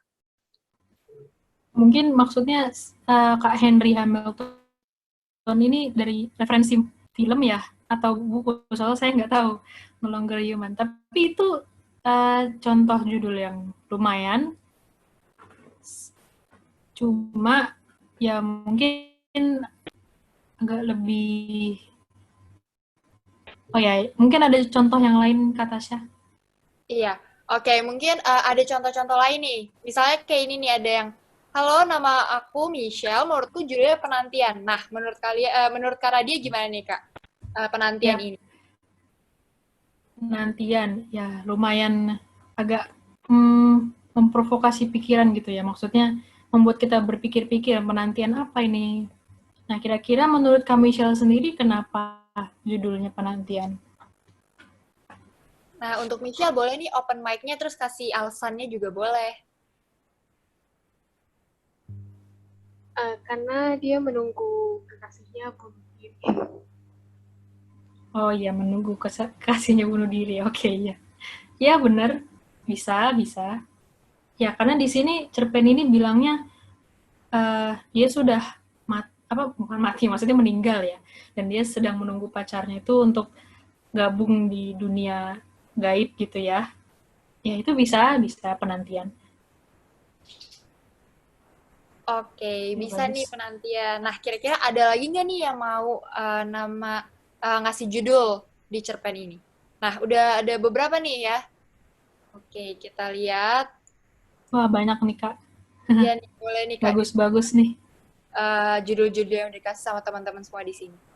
Menurut Kakak yang paling menarik yang mana nih Kak? Yang menurut paling cocok nih sama cerpennya? Yang ini tuh ada banyak tuh, The Night Still Waiting. Wah, ini judul-judulnya bahasa Inggris sekali ya, keren-keren sekali nih ya. Terus lagi, Alone in Despair. Ya, menurut saya itu lumayan bagus ya, karena dia di cerita ini si aku ini kan sendirian ya, dia kayak dibenci, dia kayak dijauhi gitu. Jadi, ya dia kayaknya agak kesepian. Ya, ini cocok untuk cerpennya. Oke. Nah, udah banyak juga nih yang mention lagi judul-judul baru. Ada Manusia di balik cermin. Ya, ada Ku Tunggu Kau Datang juga. Iya, Nah, mungkin manusia di balik cermin itu lumayan menarik ya. iya. Nah, mungkin boleh yang Iya, mention manusia di balik cermin tuh kasih tahu nih alasannya ke kita kenapa kamu milih judul itu. Boleh aja nih open mic untuk siapa? Jonathan. Jonathan Henley. Hai Kak, nama saya Jonathan Handi. Alasan saya memilih manusia di balik cermin itu kan dibilang dia, kalau kita lihat cermin kan dia sama mirip sebagai orang-orang lain gitu kan. Tapi kenyataannya dia tetap dibenci sama orang lain. Itu katanya dia bilang sinar matahari nggak bagus untuk kesehatan dia gitu. Jadi kayak di cermin matahari menyakitkan orang lain. Orang lain ngeliat dia sebagai sesuatu yang menyakitkan gitu, nggak enak gitu. Atau dia kayak rapuh gitu. Oke, bagus banget ya. Maksudnya, pemikirannya sangat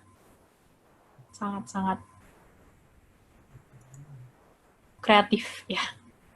Makasih Kak. Oke, thank you banget nih buat tadi yang udah mention judul-judul dari cerpen yang disajikin nih. Thank you ya teman-teman. Nah, setelah ini mungkin Kak Radia ada tambahan. Kayaknya ini sudah ke ya durasi ya, sudah lama. Jadi kita mungkin langsung lompat ke kegiatan menulis cerpen, latihan nulis cerpen ya. Iya, boleh Kak. Silakan disampaikan ke teman-teman aja Kak, boleh. Ya, ini ada slide-nya kok. Nah, dilihat dulu coba. Yang khusus untuk, ya yang ini dia. Nah, kalian ini bisa submisi cerpen. Ini terserah kalian mau submisi kapan, tapi terakhir tanggal 30 September ya. Dengan tema keberanian, font size 12, font style-nya bebas, terus minimal 500 sampai 800 kata. Nah, ini kalian boleh lebih dari ini juga nggak apa-apa. Lalu format filenya PDF atau Docs. Nah, untuk linknya ada di slide selanjutnya. Bisa di next. Nah, ini linknya bisa kalian catat atau kalian screenshot ya. Nanti silakan submit cerpen ini sesuai dengan karya kalian sendiri. Tanpa ada plagiarisme ya, teman-teman. Ini kan latihan doang. Ini nggak mengikat ya. Jadi terserah kalian. Oke. Oke, thank you Kak Radia untuk infonya. Nah, teman-teman ingat ya, jangan plagiat ya guys. Nah, informasi tadi juga menandakan akhir dari sesi kali ini nih guys. Sebelum beralih ke sesi selanjutnya, aku mau mengucapkan terima kasih terlebih dahulu kepada Kak Radia, selaku pembawa workshop yang sudah membagikan ilmu dan pengalamannya yang sangat bermanfaat kepada kita. Semoga ilmu dan juga insight yang telah diberikan ini bisa berguna ya bagi teman-teman semuanya. Nah, sekarang kita masuk ke sesi yang paling ditunggu-tunggu nih, yaitu sesi Q&A session. Nah, jika teman-teman punya pertanyaan, silahkan menanyakan di kolom chat ya guys. Tadi udah ada nih beberapa pertanyaan yang masuk. Mungkin aku bisa tadi nangkep ada pertanyaan dari Denis ya. Pertanyaannya, Misika, nama saya Denis, saya ingin bertanya, saya pernah mencoba membuat short story. Kira-kira saya coba post di mana cerita saya supaya bisa mendapat feedback ya. Nah, boleh nih Kak Radia bantu jawab. Mungkin Kak Radia tahu platform yang cocok? Wah, kalau platform zaman sekarang tuh banyak sekali dibandingkan zaman dulu, karena sudah era global seperti ini, kalian bisa post di mana-mana di Wattpad. Di Wattpad itu paling bagus menurut saya, tapi karena Wattpad itu platformnya ramai sekali, jadi ada kemungkinan kalian nggak dinotis ya, tapi itu sabar aja, kalian mungkin ya masih belum masuk algoritmanya ya. Jadi kalau misalkan selain Wattpad tuh ada banyak kok, serius. Ada Medium, ada ya kalian cari-cari aja di Google juga banyak kok. Terus kalau misalkan nggak harus langsung ke publik yang internet yang gede banget, itu kalian bisa share ke teman-teman kalian dulu aja. Misalnya ada teman kalian yang populer gitu ya, terus kalian kasih ceritanya ke mereka, terus aku minta pendapatmu dong, dan mungkin bolehlah minta tolong di share-share ke teman-teman kalian. Nah itu kan salah satu perbuatan yang mungkin wajib kalian lakukan kalau kalian mau jadi penulis ya, itu harus percaya diri. Jadi kalian harus pede dengan karya kalian sendiri itu. Jadi nggak perlu takut ke teman-teman kalian gitu. Nah salah satunya itu juga memperluas koneksi gitu. Ya gitu aja Kak Tasya. Oke, thank you Kak. Nah, ini ada yang nanya juga dari Alivia Nurul Zita. Mungkin nih yang tadi ya, nanya soal tugas sebelumnya. Itu kalau ngirim cerpennya nanti dievaluasi nggak ya? Terima kasih. Kemudian ada juga yang nanya, itu bahasa Inggris atau enggak? Nah, mungkin karena dia boleh nih jelasin tentang tugas yang tadi nih ke teman-teman lagi. Ya, tugasnya nanti akan aku kasih feedback lewat email, nanti kalian isi email sendiri. Nah itu feedbacknya mungkin agak telat juga, sabar aja ya, soalnya kan aku kerjanya cuma 2 orang ya, karena kita membaca banyak sekali cerpen untuk misi kalian nanti. Nah lalu bahasa Inggris juga nggak apa-apa, terserah kalian, itu sifatnya tidak mengikat, jadi boleh bahasa Inggris ya, bahasa Inggris nanti juga akan saya feedback gitu, asalkan jangan bahasa-bahasa yang aneh ya, misalnya bahasa Perancis atau bahasa Jerman, itu saya nggak bisa. Ya oke. Ya, lanjut Kak. Semoga terjawab ya. Nah, terus ada yang nanya lagi nih Kak, dari Yokebet Hika. Nah, halo Kak, saya Yokebet. Saya ingin bertanya, untuk membuat sebuah plot twist yang baik dan berhasil, diperlukan suasana yang membangun atau setup yang baik juga. Bagaimana cara kita untuk membangun setup yang baik sehingga penonton bisa tertarik dengan plot twist yang diinginkan? Terima kasih. Wah, boleh nih Kak Radia, pertanyaannya menarik sekali. Nah, sebetulnya kan plot twist ini nggak diinginkan ya, diinginkan, maksudnya diinginkan tuh aku mau plot twist yang seperti ini, kan kita juga nggak bisa langsung tahu plot twistnya seperti apa. Nah, itu suatu keputusan penulisnya sendiri. Jadi, kecuali kalian mau bikin plot twist yang seperti saya jelaskan tadi, yang Chekhov's gun itu juga plot twist yang awalnya di foreshadow. Jadi istilahnya apa ya, diramal gitu. Jadi awal-awalnya tuh kalian memberi sebuah hint atau clue yang agak-agak samar bahwa plot twist ini nanti akan datang. Nah itu juga bisa. Nah tapi plot twist ini emang agak-agak sulit untuk diimplementasikan kalau kalian misalnya buat cerita yang apa ya namanya, yang kurang ngena gitu ya, plot twistnya jadi biasa-biasa aja gitu. Kan tadi nanyanya membangun setup, membangun suasana. Nah, membangun suasana ini maksudnya membangun suasana yang seperti seram-seram atau bagaimana, saya kurang jelas juga. Ya, tapi plot twist ini opsional, jelas opsional. Oke, semoga terjawab ya sama pertanyaan yang tadi. Kemudian tadi ada yang nanya nih, tapi mungkin chatnya tenggelam, tapi aku sempat lihat, itu pertanyaannya dari Ricci. Ingin bertanya nih Kak, bagaimana Kakak melebarkan kreativitas Kakak dalam mengarang sebuah cerita itu sendiri Kak? Maksud dari pertanyaannya itu adalah seperti yang kita ketahui, banyak sekali cerita yang memiliki jalan cerita yang memiliki ending atau outcome yang nggak disangka-sangka. Dan seringkali terkesima dengan hal itu. Nah, menurut Kakak sendiri, bagaimana cara kita menumbuhkan kesadaran atau kebiasaan untuk berpikir kerangka cerita yang out of the box dalam menulis cerita, Kak? Terima kasih. Nah, kalau itu, pemikiran out of the box itu lebih agak subjektif ya, karena orang-orang kan punya pikirannya sendiri. Tapi, kalau tips dari saya sih, kalau kalian ingin mempunyai ide yang lebih wow, yang lebih istimewa lah ya istilahnya, kalian banyakin baca. Serius, itu aja. Kalian cuma harus baca banyak buku, karena menjadi penulis itu juga harus senang membaca, nggak cuma nulis aja gitu. Nah, sebetulnya saya juga mungkin kurang memuaskan ya jawabannya, tapi karena saya kan juga bukan master kelas juga, jadi mohon maaf ya. Oke, lanjut. Nah, pertanyaan yang selanjutnya ada lagi? Oke Kak, terima kasih Kak untuk jawabannya. Nah, semoga jawaban tadi menjawab ya guys. Nah, selanjutnya ini ada juga nih yang di kolom chat. Kak, aku Kathleen, aku mau tanya, cerpen itu ada alur tunggal ya? Ada yang alur tunggal ya? Itu maksudnya apa sih Kak? Dan selain alur tunggal, ada alur-alur apa lagi di cerpen? Dan ada tips dan trik nggak ya Kak untuk membuat suatu alur cerita yang bisa eye-catching dan ngena ke pembaca kita? Nah, boleh nih Kak dijawab.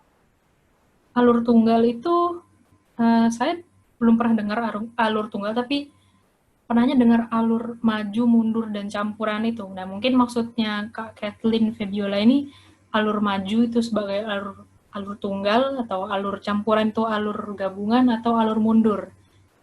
Nah, kayaknya sih itu aja yang saya tahu tentang alur. Mungkin Kak Kathleen bisa googling lagi ya, karena saya nggak mau jatuhnya jadi sok tahu gitu ya. Oke, lanjut ke tips dan trik untuk membuat alur cerita yang eye-catching. Nah, untuk membuat alur cerita yang eye-catching itu, usahakan kalian tuh tahu apa saja hal-hal klise yang sering penulis-penulis lain lakukan dan kalian hindari itu. Karena penulisan cerita yang klise itu sangat disayangkan, karena mungkin menurut kalian itu ceritanya bagus, tapi ternyata sudah umum sekali, dan itu membuat para pembaca tuh, alah males ini mah, aku udah tahu ceritanya seperti apa. Nah itu, ya itu lagi, luaskan wawasan kalian, banyak-banyak membaca. Pokoknya harus terus baca buku, gitu. Oke, itu tips dan triknya dari Karadia. Nah, semoga menjawab ya pertanyaannya. Nah, gak kerasa ya, waktunya tuh cepat banget berlangsung, dan berhubung waktunya terbatas, kami harus mengakhiri sesi Q&A kita kali ini. Terima kasih ya teman-teman atas partisipasinya. Oke, kita lanjut ke sesi berikutnya, yaitu kita ada games ini teman-teman. Setelah mendengarkan penjelasan dari Karadia tadi, ada baiknya kita mereview ilmu yang baru saja kita dapatkan. Teman-teman bisa buka website Kahoot, yaitu kahoot.it, kemudian masukkan pin berikut ini untuk mengikuti kuisnya. Aku tunggu ya teman-teman, dan aku juga mau ngucapin nih untuk Karadia, terima kasih ya untuk sharing-sharingnya hari ini, Kak. Nah, teman-teman, boleh nih langsung join aja yuk Kahoot-nya. Di sana udah ada PIN-nya 8028762. Kalian tinggal buka website-nya, terus masukin PIN-nya.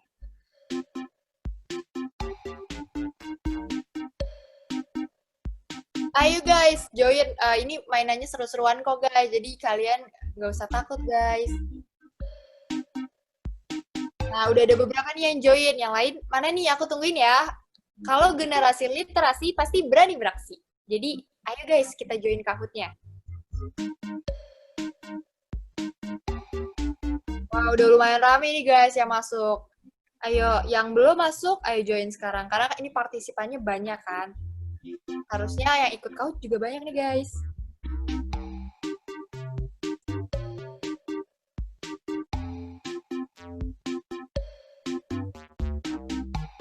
Oke, makin banyak ya guys yang ikut Kahoot-nya. Wah, persaingannya nanti pasti makin ketat nih guys.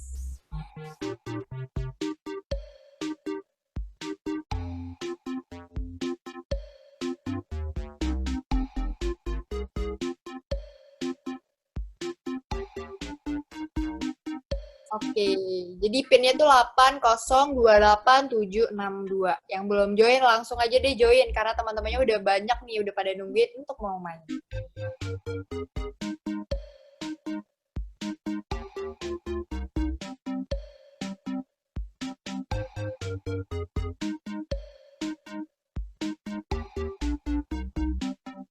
Oke, apa masih bertambah lagi?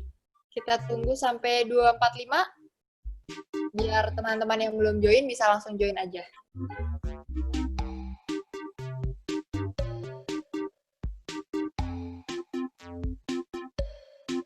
Wah, udah menyampai angka 100 nih guys. Wah, kayaknya akan seru nih.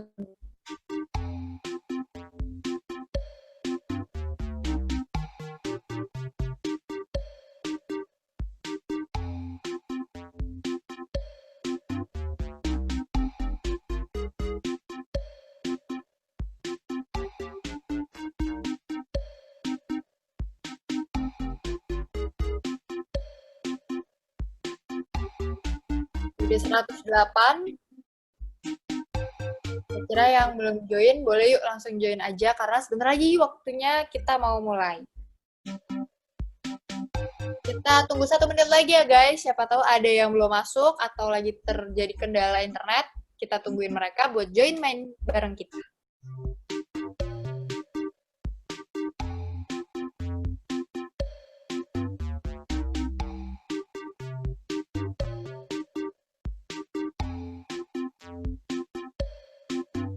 Oke, apa masih ada pergerakan? Oke, masih ada guys. Wah, teman-teman kayaknya excited nih untuk ikutan main Kahoot kali ini. Aku juga excited nih, kira-kira pertanyaannya nanti apa ya? Dan siapa pemenangnya nanti?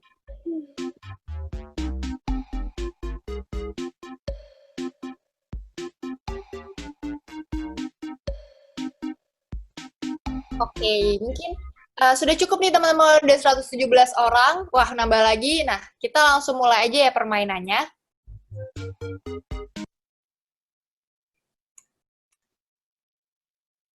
Oke, kita masuk ke pertanyaan pertama, yaitu cerpen umumnya ditulis kurang dari berapa kata? Nah, teman-teman boleh jawab nih langsung. Tadi kan udah dijelasin sama Kak Radia. Kalau kalian menyimak dengan baik, kalian pasti tahu jawabannya berapa. Oke, udah banyak nih yang jawab. Udah 50, wah udah 60 ke atas. Kira-kira lebih dari 10.000, kurang dari 10.000, lebih dari 5.000, atau kurang dari 5.000? Oke, jadi udah ada yang benar, ada yang salah ya guys. Nggak apa-apa nih guys. Ini masih pertanyaan pertama. Kita lihat scoreboardnya, kira-kira siapa nih yang urutan pertama? Oke, dengan Mas Hen ya di urutan pertama, kemudian ada Syarin.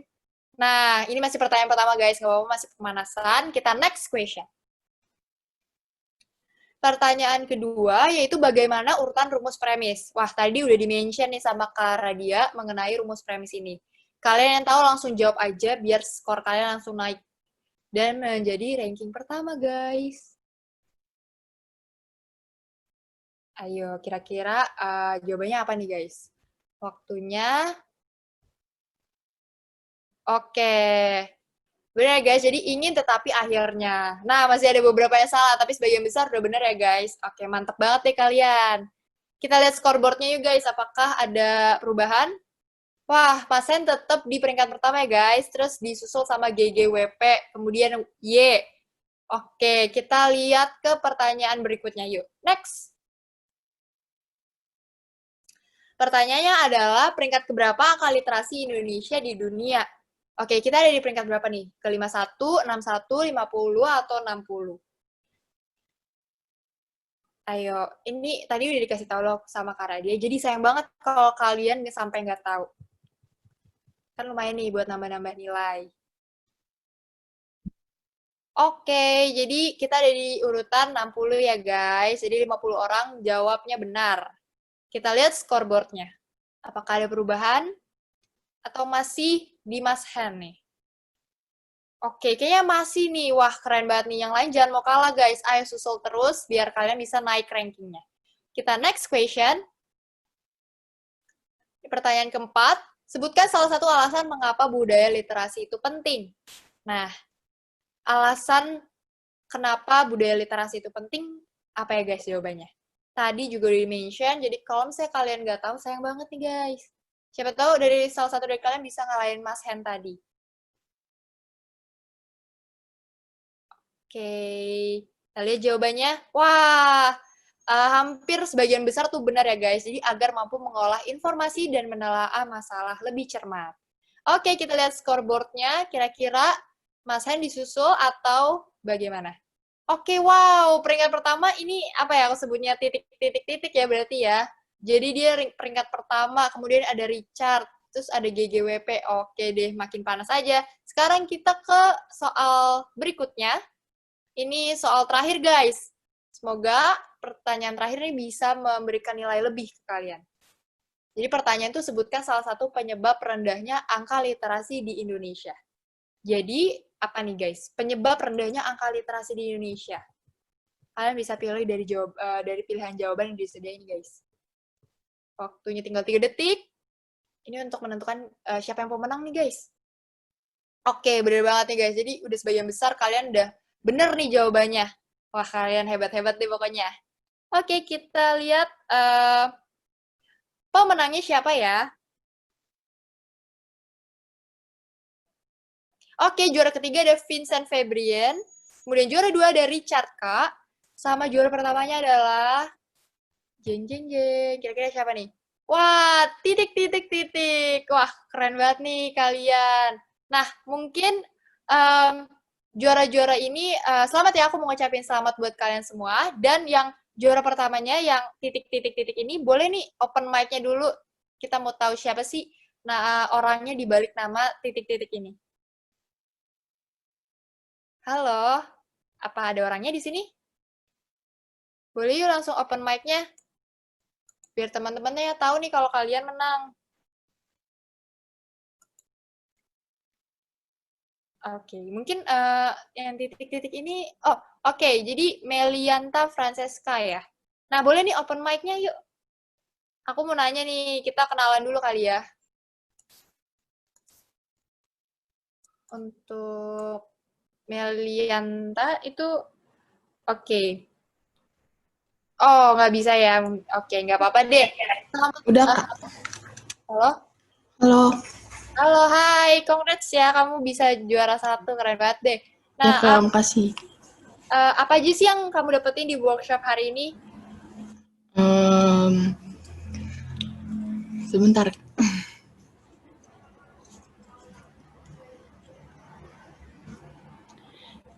Yang paling inget sih bagian yang pas nulis, tadi itu contohnya misalkan tokohnya itu egois dan kekanakan, tapi daripada nulis egois dan kekanakan, mendingan kita kayak tersirat gitu bikin kalimatnya. Itu sih yang paling saya ingat, Kak. Oke, jadi ada ilmu ya yang kamu dapetin hari ini? Iya. Oke, selamat ya sekali lagi udah menang di permainan Kahoot ini. Ya, Thank Kak, you makasih. juga.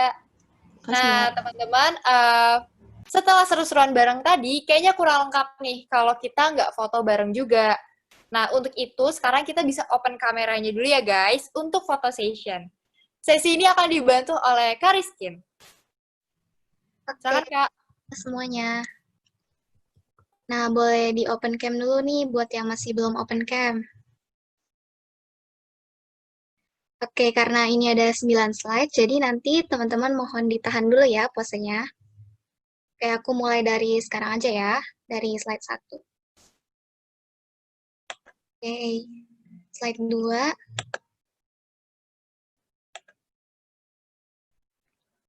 Oke, di slide 5 ya sekarang.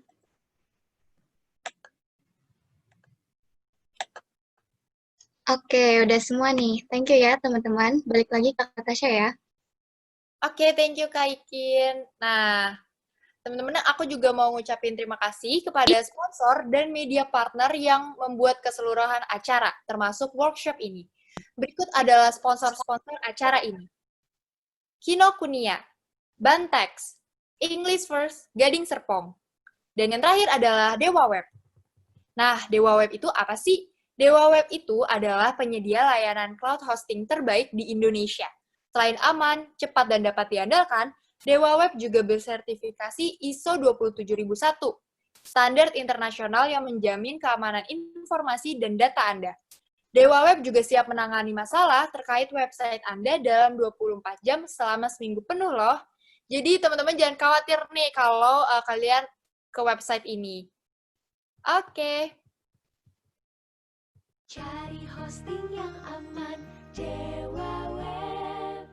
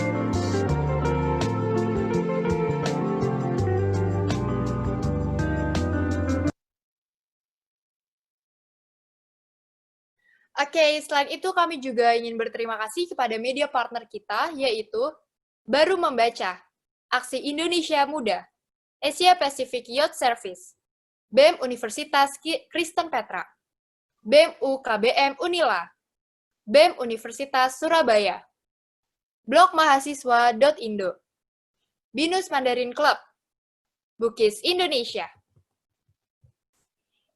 Event Finder, Event Jakarta, Info Olimpiade, Informasi Event, Informasi Lomba.id, Kabar Kampus, Kampus Media ID, Kitabuku.id, Komunitas Gerakan One Week One Book,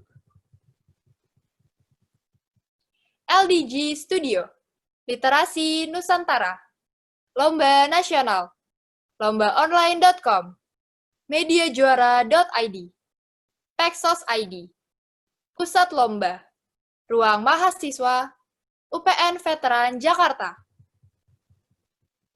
BEM Kema Unpad, Berita Lomba, Radio Untar, BEM UMN, BEM Unsyah, PRFM News, SMA Negeri 2 Tambun Selatan, Binus TV, @lomba.tryout_id,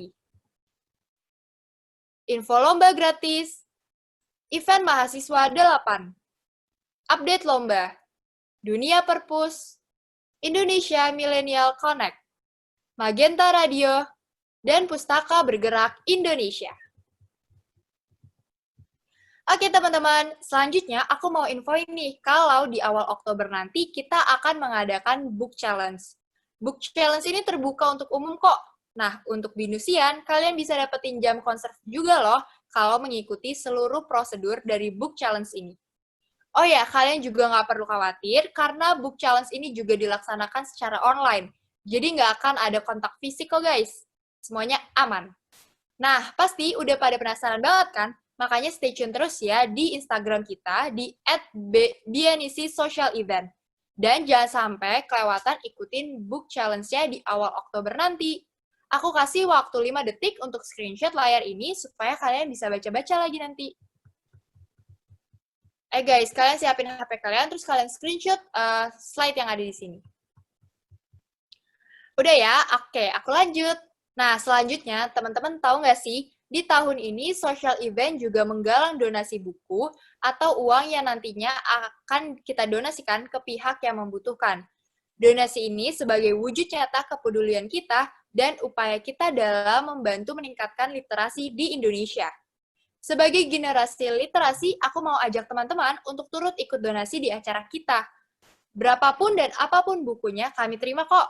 Kalian bisa langsung screenshot lagi layar ini supaya nanti bisa dilihat-lihat lagi. Aku kasih waktu 5 detik ya guys untuk screenshot.